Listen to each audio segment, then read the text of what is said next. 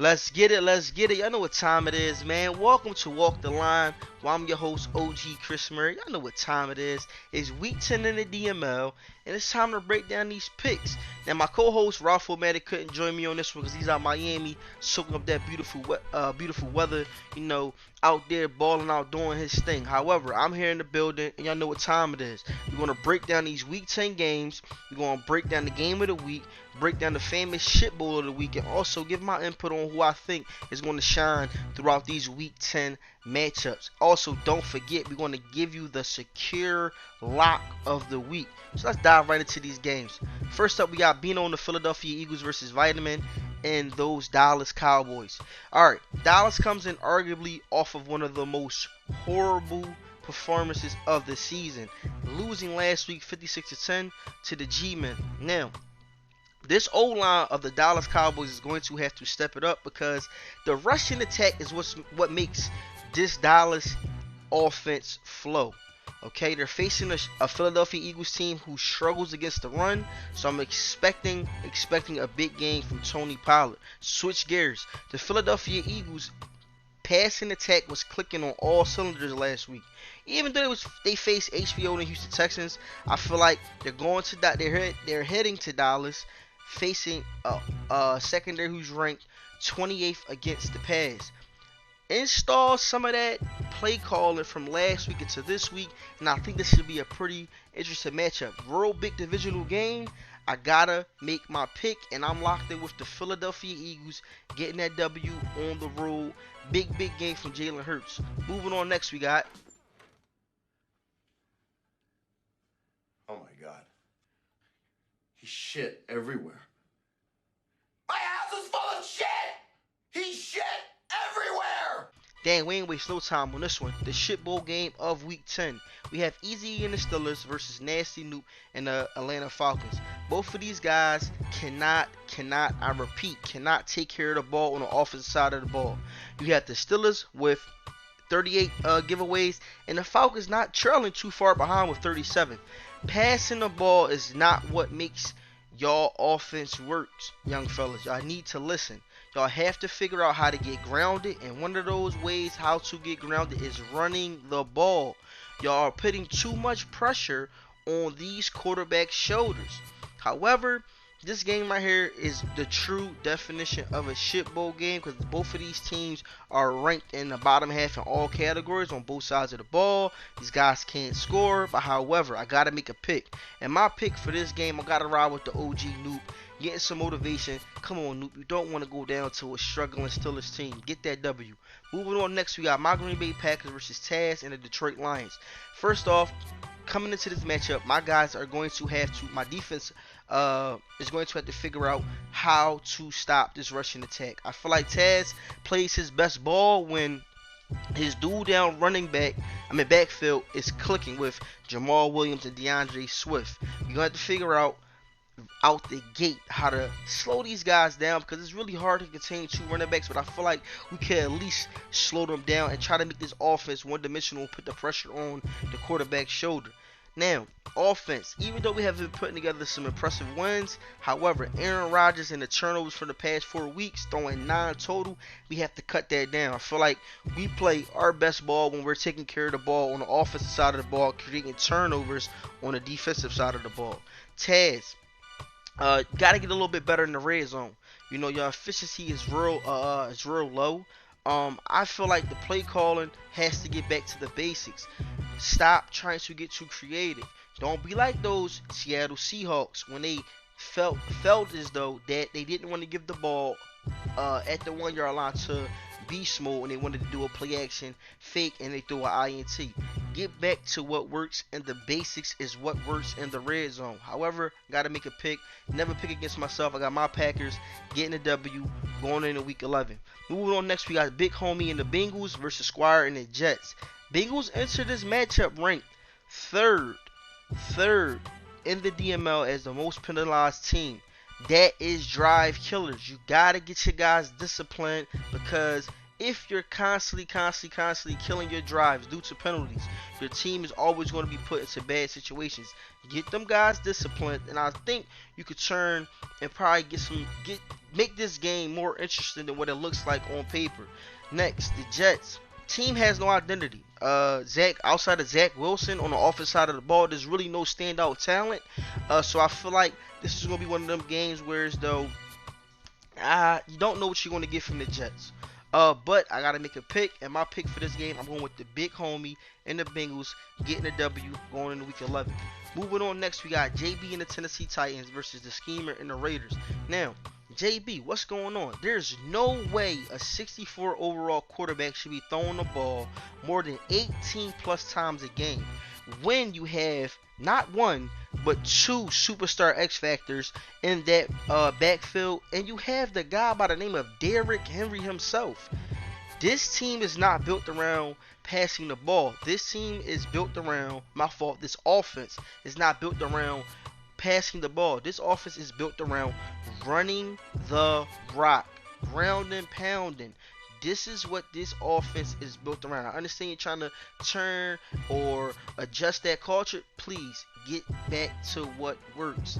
This quarterback is not going to win you games. You're going up against a defense who's giving up a $130 on the ground. Let's get back to the basics on this one.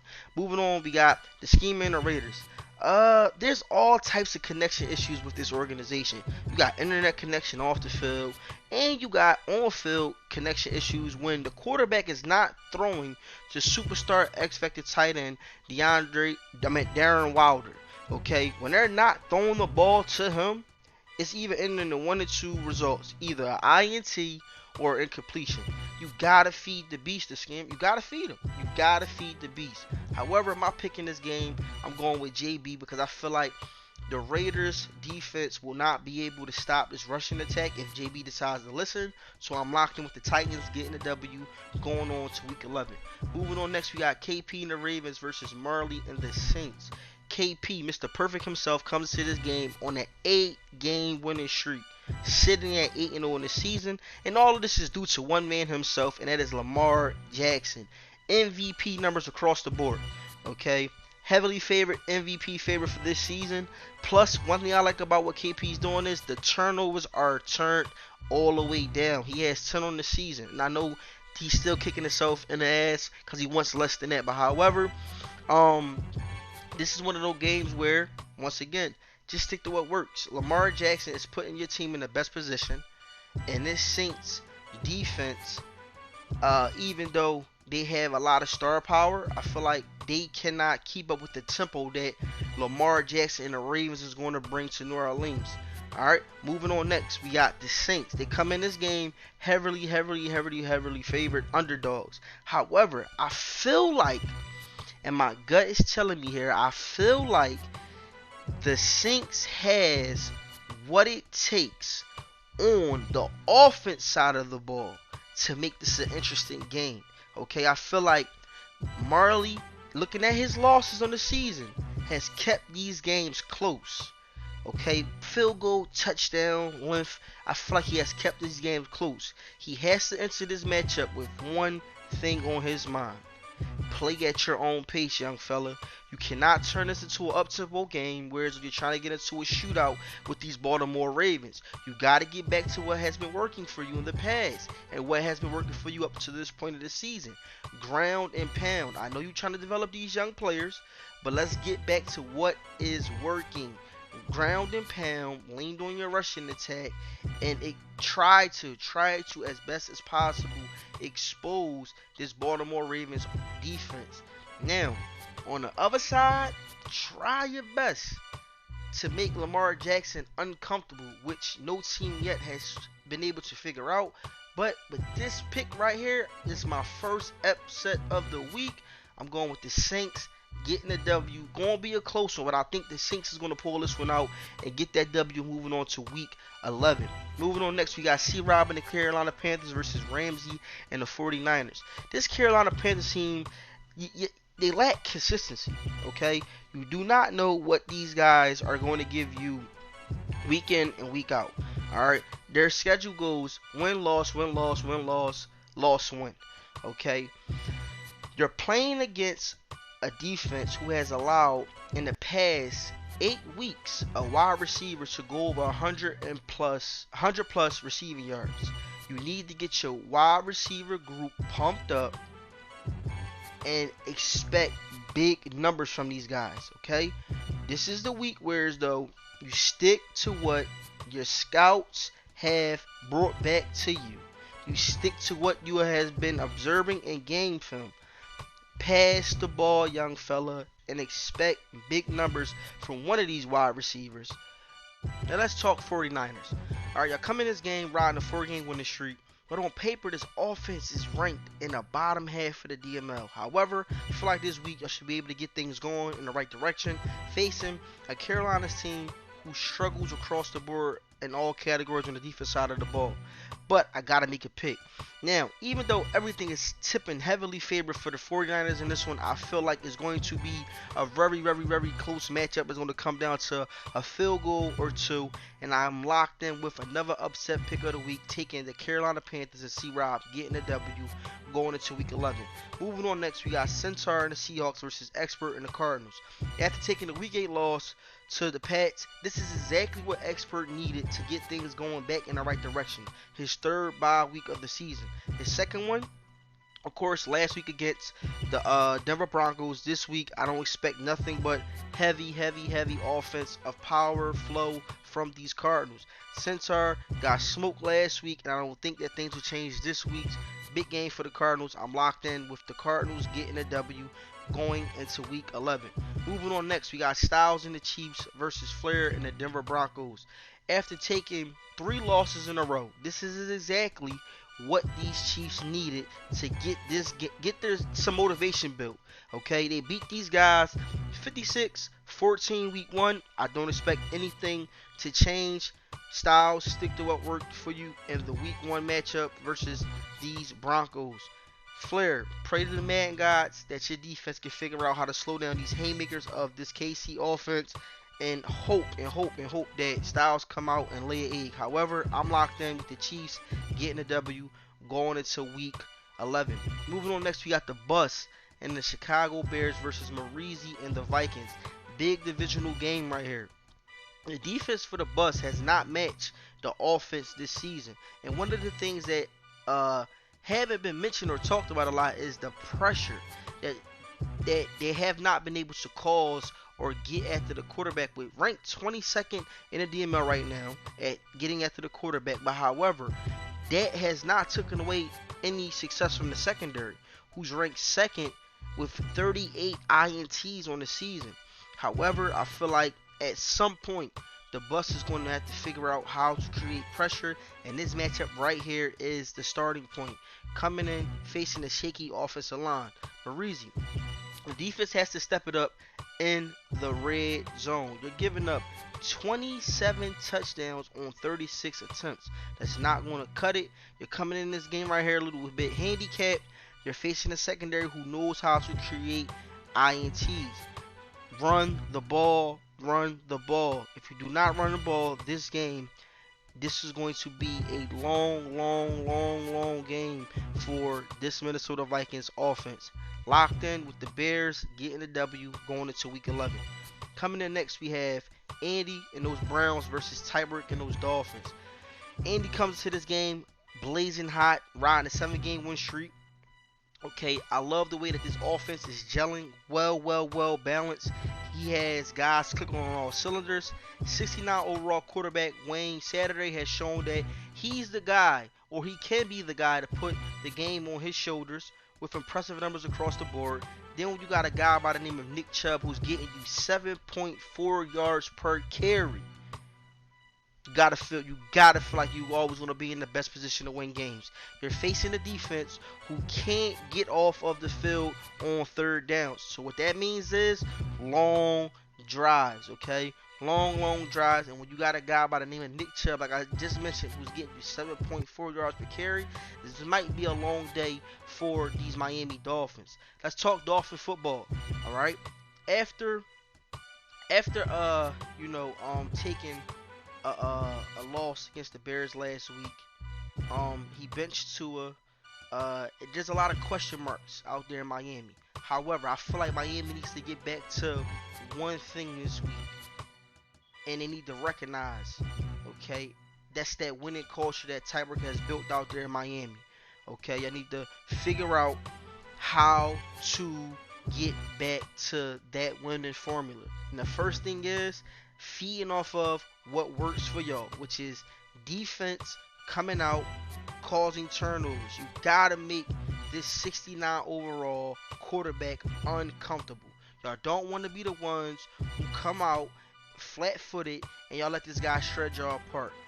Offense, back to what works. Ground and pound. Lean on the defense to create turnovers and lean on that rushing game to control the tempo of the game and feed off that home crowd Miami energy. If all of these things can click in the right direction for tight work, this can by far be an easy W for the Dolphins. However, I feel like the way that these Browns have been playing and the way that this offense is well balanced, this is going to be a tough matchup for the Dolphins. So I'm locked in with the Browns getting the W on the road going into week 11. Moving on, next we got Sweets and the Pats versus the new guy and those Buffalo Bills. This right here is the extended bye week for the Patriots. Sweets just come out easy, smooth game flow, gain some XP, locked in, Pats dub going to week 11. Moving on, next we got the DML Week 10 game of the week, and this right here by far, ladies and gentlemen, is going to be must-watch football. We have Bruce and the Giants versus Gav and those Jaguars. Okay, let's talk Giants football. The Giants come into this game, I believe that they should be able to showcase their rushing attack, all right, with Saquon Barkley and Chris Little. By facing a team who's ranked 32nd against the run. Okay, I know you want to get creative, sprinkling that pass attack. Let's just tone everything out and let's just zone in to rushing the ball. If you stick to this, your offense shall be successful. Defense are going to have to figure out how to be locked in for the entire game. 4-quarter football. Bruce should be telling you guys. 4-quarter football. Full, complete 4 quarters of football. Because you're facing a team who's very creative with their offensive play calling. You cannot allow your guys to get out of sync, you know, and allow this Jacksonville Jaguars allow this Jacksonville Jaguars team to feed off of big plays, because when they get a big play going, it seems like it energizes this offense and murder she wrote. Next thing you know, they putting up 56 points on the board on you, and you're putting in your backups. So your defense is going to have to figure out how to play and zone out for a complete entire 4 quarters.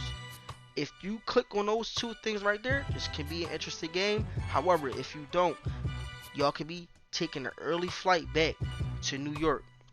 Moving on, next we got Gav and these Jaguars. I love the way that Trevor Lawrence has been playing, because by far this has been nothing wrong with what this guy can't and cannot do on the offensive side of the ball. However, I feel like the offensive coaching staff should switch gears this week, because you're going up against the top-ranked secondary who knows how to create turnovers and who knows how to eliminate key/superstar talent on the offensive side of the ball. However, they struggle against the run. So I feel like the same thing that I said about these Giants, I'm going to say about these Jaguars. They come in now ranked 31st against the run. Get your rushing attack going. Make them try to start stacking 8 in the box, and then allow Trevor Lawrence to showcase what he already has been showcasing all season with getting creative, making nice plays with the passing attack. Defense, okay, y'all going to have to figure out how to get after the quarterback. Daniel Jones has been sacked 26 times on the season so far. Make this guy uncomfortable, and I feel like this should be a very interesting game. This right here could potentially be a Super Bowl preview. Okay, so I gotta make my pick, and with my pick, I'm going to have to go with Bruce and the Giants getting a W. Because I feel like something is telling me that Saquon Barkley is going to have one of those crazy games, whereas though you're just looking at the TV screen like, EA, what can't this man do? So I'm locked in with the Giants getting the W. Now, y'all have all of the weekly picks. I have the game of the week breakdown, shit bowl breakdown. Let's dive into these awards for AFC, NFC that we're gonna break down. Okay, first let's talk about top offense. I'm gonna go with the AFC side right here. Styles, gotta lock in with Styles this week. He blew the water out of the Broncos pool week 1, and I don't expect nothing different. NFC side of the ball, gotta go with Expert. Must be nice to keep getting these bye weeks back to back. Seahawks, no way in hell that y'all gonna be able to compete with the Cardinals this week. Moving on next, we got top defense. I gotta go with Sweets. The Bills is facing heavily favored, strong secondary. Don't think they have enough weapons as far as on the offense side of the ball to compete. NFC, I gotta go with under 2 rated. The Rams is ranked 32. Ranked 32. Remember, fought 32nd in the league with red zone efficiency. Come on, young fella, that's not going to work. It's definitely not going to work against under 2 rated in this Washington football team. Moving on next, AFC breakout player. I gotta go with Styles, man. Shit is going to get ugly for the Broncos.